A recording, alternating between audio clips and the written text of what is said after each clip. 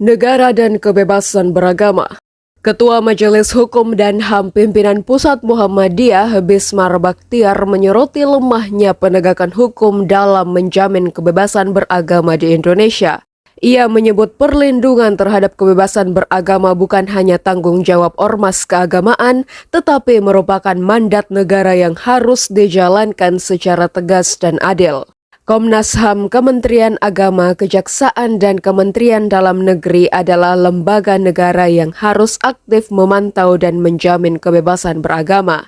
Ini bagian dari hak asasi manusia, ujarnya.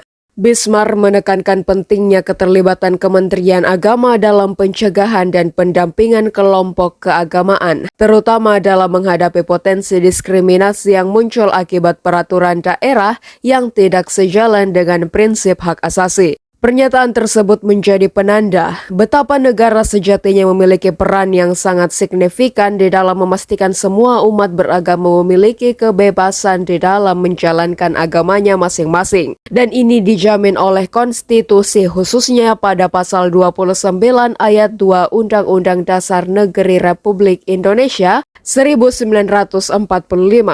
Negara menjamin kemerdekaan tiap-tiap penduduk untuk memeluk agamanya masing-masing dan untuk beribadat menurut agamanya dan kepercayaannya itu. Bahkan di dalam pasal 28E Undang-Undang Dasar 1945 adalah sebagai berikut.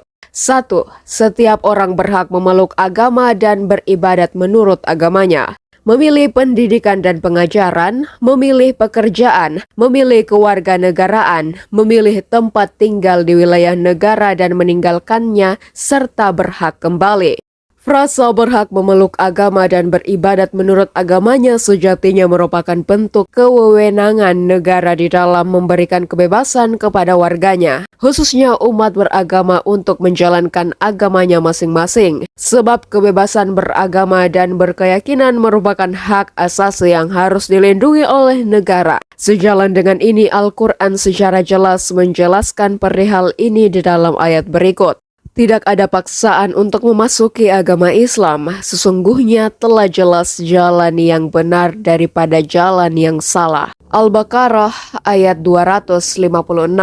Menurut Quraisy Shihab, bahwa yang dimaksud dengan tidak ada paksaan dalam menganut agama adalah menganut akidahnya. Ini berarti jika seseorang telah memilih suatu akidah, maka dia terkait dengan tuntutan-tuntutannya. Dia berkewajiban melaksanakan perintah-perintahnya. Dia terancam sanksi bila melanggar ketetapannya. Tidak ada paksaan dalam menganut keyakinan agama, berarti Allah menghendaki agar setiap orang merasakan kedamaian. Kedamaian tidak dapat diraih kalau jiwa tidak damai. Paksaan menyebabkan jiwa tidak damai, karena itu tidak ada paksaan dalam menganut keyakinan. Pemerintah dapat mengambil langkah melalui perundang-undangan untuk mengatur agar kebebasan beragama atau berkeyakinan serta kebebasan mengamalkan ajaran agama dan berdakwah. Jangan sampai mengganggu keserasian dan kerukunan hidup beragama yang pada gilirannya akan membahayakan stabilitas politik dan kesinambungan pembangunan. Dengan demikian, jaminan yang diberikan kepada negara adalah kebebasan yang bersyarat. Kebebasan bukan berarti seseorang bebas sama sekali untuk berbuat semau dia. Dari sudut pandang HAM, kebebasan beragama yang diberikan kepada setiap manusia bukanlah merupakan kebebasan yang bebas nilai dan kebebasan sih, melainkan kebebasan yang disertai dengan tanggung jawab sosial untuk mewujudkan HAM bagi setiap orang.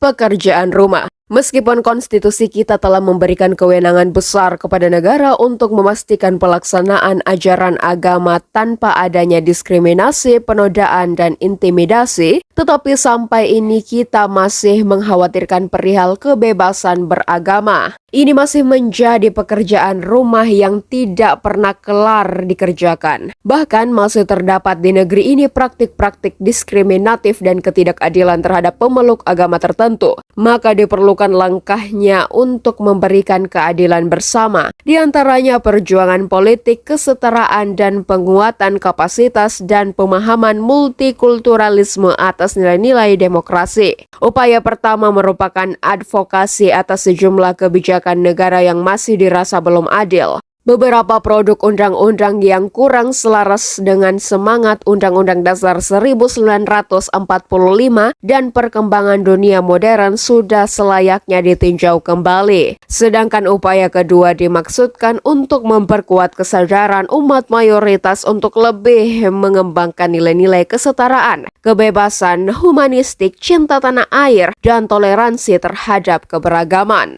Apabila nilai-nilai mulia ini berhasil dikembangkan dan diimplementasikan oleh seluruh umat, maka akan bermanfaat tidak hanya bagi konsolidasi demokrasi di negeri ini, tetapi juga akan semakin meneguhkan bangsa dan negara. Imparsial, misalnya menemukan 23 pelanggaran kebebasan beragama sepanjang tahun 2024. Direktur Imparsial Ardimanto Adiputra menilai agenda pemajuan dan pelindungan kebebasan beragama hanya sebatas retorika. Temuan-temuan pelanggaran yang menonjol adalah diantaranya, pemerintah daerah masih menerbitkan regulasi dan kebijakan yang bersifat diskriminatif, penolakan pendirian rumah ibadah dan pelanggaran beribadah baik secara individu maupun berkelompok. Kata Ardi dalam keterangan resmi Imparsial pada Selasa 10 Desember 2024. Kasus-kasus pelanggaran tersebut terjadi di berbagai provinsi termasuk Jawa Barat, Banten, DKI Jakarta, Jawa Timur, Aceh, Kepulauan Riau, Bengkulu, Sulawesi Selatan, hingga Papua. Pelaku pelanggaran berasal dari aktor negara dan non-negara, termasuk tokoh agama, warga, dan organisasi kemasyarakatan. Sementara itu, korban dari pelanggaran ini umumnya adalah anggota kelompok minoritas agama atau keyakinan di daerah tersebut. Dari semua peristiwa yang ada, jenis pelanggaran terhadap hak untuk melaksanakan ibadah menjadi yang paling dominan dilanggar. Disusul pelanggaran terhadap hak untuk mendirikan rumah ibadah dan hak untuk menyiarkan agama atau ekspresi keagamaan, jelas Ardi. Di akhir tahun 2024 lalu, Indonesia juga dihadapkan pada isu intoleransi internasional yang berpotensi memengaruhi hubungan keberagaman di negeri ini.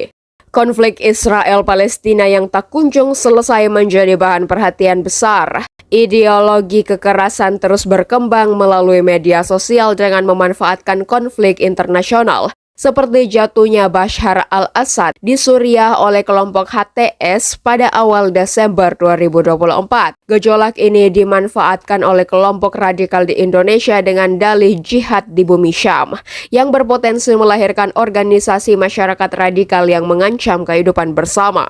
Meski demikian, kita boleh optimis akan masa depan kebebasan beragama di tahun-tahun mendatang. Paling tidak ada peluang besar yang dapat memperkuat kerukunan antar warga negara. Tahun 2024 meninggalkan warisan berharga seperti semakin terkikisnya politik identitas pada pemilu 2024. Kembalinya Jamaah Islamiyah ke pangkuan NKRI, penyambutan hangat terhadap Paus Fransiskus dan perayaan Hari Natal yang berlangsung damai. Semua ini menjadi bukti bahwa Indonesia memiliki modal sosial yang kuat untuk membangun toleransi.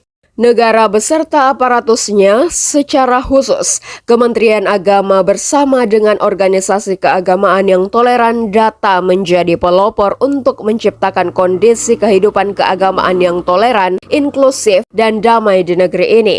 Intoleransi dan sejenisnya dapat secara masif dikikis dan dibatasi ruang geraknya, sehingga pekerjaan rumah yang selama beberapa waktu terus menghantui diskursus HAM dan kebebasan berkeyakinan dan beragama dapat diatasi dengan baik. Sekali lagi, semua ini terpulang kepada kita semua. Sebagai pemilik umat mayoritas di negeri ini, Islam dapat mengedepankan nilai-nilai yang memastikan terjaminnya kehidupan keagamaan dan kondusif, sehingga dapat berefek pada lini kehidupan lain. Wallahu alam bishawab.